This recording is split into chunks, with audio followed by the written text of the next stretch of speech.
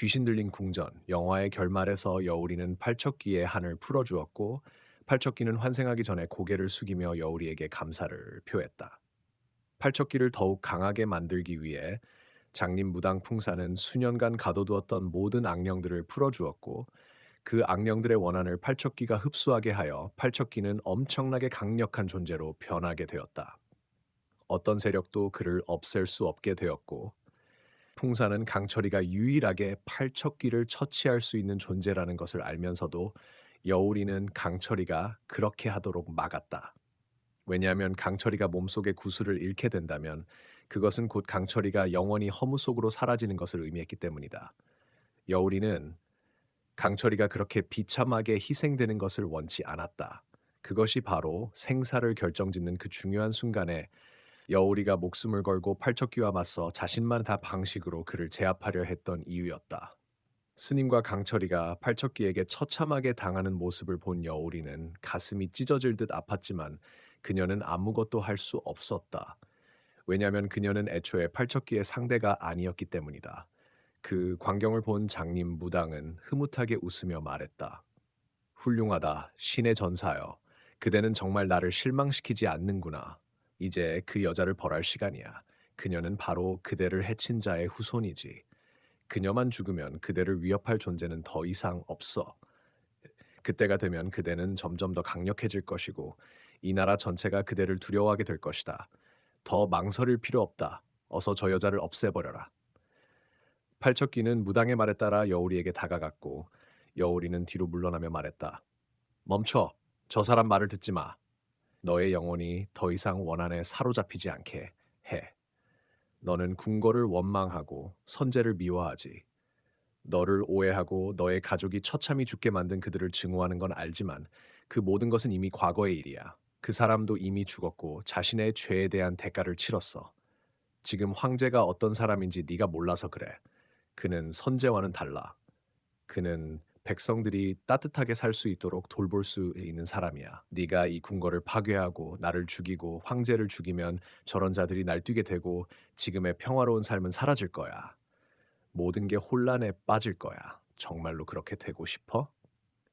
여우리의 말을 들은 팔척귀는 갑자기 갈등하고 망설이기 시작했고 장림무당은 계속해서 말했다. 신의 전사여, 그 여자의 말에 속지 마십시오. 당신은 잊었습니까? 당신이 얼마나 고통스럽게 죽었는지, 당신의 가족들이 한 사람씩 한 사람씩 불길 속에서 얼마나 절망스럽게 죽어갔는지를 잊었습니까? 이 모든 것이 바로 폐하 때문입니다. 그가 죽은 것만으로는 부족합니다. 그의 자손들도 마땅히 죽어야 합니다. 이 궁궐은 반드시 파괴되어야 하고 그것이야말로 선제가 지은 죄에 대한 대가입니다. 그래야만 당신 가족의 억울한 영혼들이 위로를 받을 수 있을 것입니다. 아직도 망설이십니까? 어서 끝장을 내십시오. 장님 도사의 선동적인 말에 팔척귀의 눈앞에 과거의 끔찍하고 고통스러운 기억들이 되살아났다. 자신의 가족들이 무자비한 불길에 타오르며 쓰러져 갔던 그 장면들. 그로 인해 팔척귀는 이성을 잃고 광분하였다. 그는 여우리의 목을 움켜쥐었고 여우리는 숨이 막혀 기침하며 몸부림쳤다. 원한으로 가득한 악취가 여우리의 숨통을 조이듯 막아왔고 그녀는 질식할 뻔했다. 그 모습을 본 장님 도사는 미소 지으며 말했다. 그래, 잘하고 있다. 그녀를 삼켜라. 그녀의 힘은 당신의 영혼에 위안을 줄 것이다. 그 순간 강철이가 정신을 차리고 깨어났다. 여우리가 위험에 처한 것을 본 그는 분노에 휩싸여 검을 뽑아 팔척귀를 향해 달려들었다. 검에 베인 팔척귀는 고통에 찬 듯 여우리를 내던졌고 뒤돌아 강철이를 노려보았다. 그의 눈빛은 무섭고 분노로 가득 차 있었다. 팔척귀는 손을 뻗어 강철이를 내동댕이 치더니 그대로 달려들어 그의 목을 움켜쥐고 들어올렸다. 이를 본 여우리는 소리쳤다. 안 돼, 강철이! 제발 그를 해치지 마! 스님은 그 모습을 보고 다급히 외쳤다. 강철이, 내가 너에게 했던 말을 기억하느냐? 내 몸속에 있는 그 돌은 이 귀신을 없앨 수 있는 힘이 있다. 잘 생각해봐라. 첫째, 이 나라가 파괴되고 모두가 지옥으로 떨어지는 길. 둘째, 내 목숨을 바쳐 여우리를 지키고 이 나라를 지키는 길. 선택은 내 몫이다. 강철이는 마치 정신이 들듯 눈빛이 변하더니 붉어진 눈으로 여우리를 바라보았다. 그는 행복한 미소를 지으며 말했다. 여우리, 더 이상 너를 지켜줄 수 없어. 미안해. 부디 행복하게 살아. 그 말을 남긴 강철이는 온몸에 힘을 모았고 그의 몸속에서 찬란하게 빛나는 돌이 깨어났다. 여우리는 그가 자신을 희생하려 한다는 것을 깨닫고 절규했다. 안 돼, 강철이. 그러지 마. 네가 그렇게 하면 나는 절대 너를 용서하지 않을 거야. 그녀는 소매 속에 숨겨두었던 단도를 꺼내 팔척기의 몸에 꽂았다. 팔척기는 통증에 몸을 떨며 고함을 질렀고 그는 여우리를 노려보며 당장이라도 집어삼킬 듯한 기세로 포효했다. 그러자 여우리는 단도의 날을 팔척기를 향해 겨누며 말했다. 사악하고 잔인한 영혼이여, 잘 들어. 오늘 네가 강철이를 죽인다면 나도 너와 함께 죽을 것이다. 하지만 네가 회개하고 깨어난다면 나는 너를 너의 가족과 다시 만나게 해주겠다. 너는 그들을 위해 복수하고 싶다고 했지? 그런데 왜 아직도 그들을 만나지 못했는지 아니? 그 자가 널 속였기 때문이야. 여우리의 말을 들은 팔척기는 손을 풀었고 강철이는 땅에 떨어졌다. 팔척기는 여우리에게 다가갔고 마치 그녀가 방금 한 말을 다시 들으려는 듯한 눈빛을 보냈다.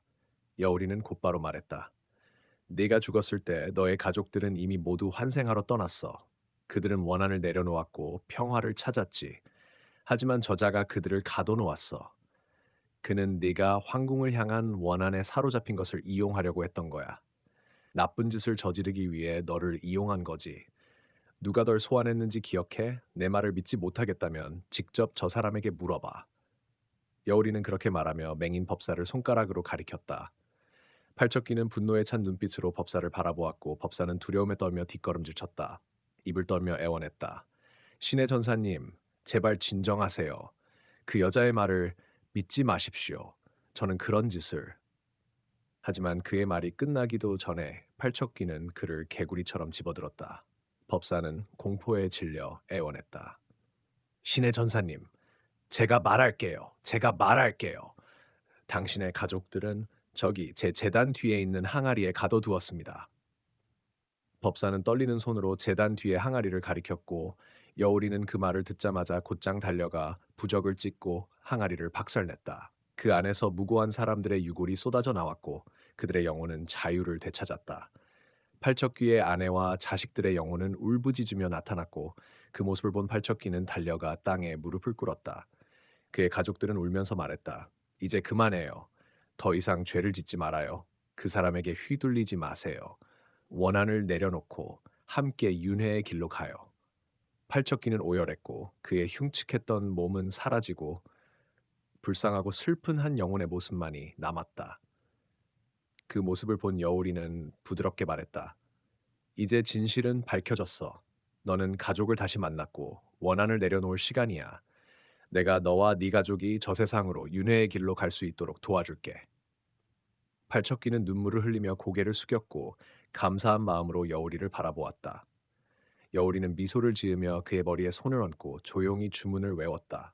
그 순간 팔척귀와 그의 가족의 영혼은 해탈하여 사라졌고 그가 삼켰던 수많은 영혼들도 모두 해방되었다. 윤갑의 영혼 또한 부활하였고 그는 여우리를 부르려다 멈췄다. 왜냐하면 지금 여우리의 눈에는 오직 강철이만이 담겨 있었기 때문이다. 팔척귀가 사라진 것을 본 맹인 법사는 공포에 질려 도망치려 했지만 스님이 그 모습을 발견하고 외쳤다. 이 간사한 자식아, 어딜 도망가려는 거냐? 당장 멈추지 못할까? 그때 여우리는 강철이 곁으로 달려와 그를 부축하며 다급하게 물었다. 괜찮으세요? 상처가 너무 깊어요. 제가 치료해 드릴게요. 같이 돌아가요. 여우리는 팔척귀를 감화시키고 윤갑을 구해냈다. 하지만 윤갑이 부활한 지금 과연 강철이는 어떻게 될까? 앞으로 어떤 일이 벌어질까? 다음 영상에서 계속됩니다. 시청해 주셔서 감사합니다. 또 만나요.